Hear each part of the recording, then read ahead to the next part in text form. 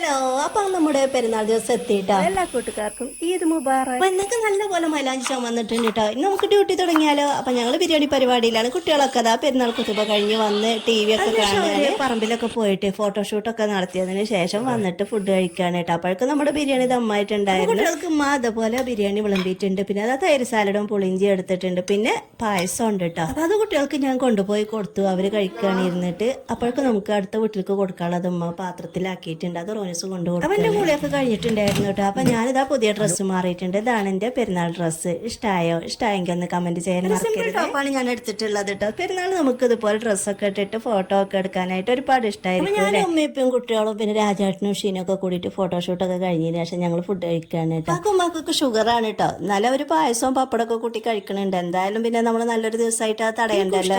അതുപോലെ പപ്പടം പായസത്തിലൊക്കെ പൊട്ടിച്ച് കഴിക്കാനായിട്ട് നമ്മൾ ഇതുപോലെ കൂടുതലായിട്ട് കഴിക്കുക. പിന്നെ രാജേട്ടൻ വന്ന് ഫുഡ് കഴിച്ചു. പിന്നെ ചെടി എടുത്തിട്ട് പോകും. എനിക്ക് ഫോട്ടോ ഒക്കെ പോസ്റ്റ് ചെയ്ത് തരികയാണ് കേട്ടോ. അപ്പോഴേക്കും കുട്ടികളെ ബീഫായിട്ട് വന്നിട്ടുണ്ട്. അപ്പൊ ഇത്രയേ ഉള്ളൂ ഇന്നത്തെ കുഞ്ഞു വ്ളോഗ്. ഇഷ്ടമായി സപ്പോർട്ട് ചെയ്യാൻ മറക്കല്ലേ.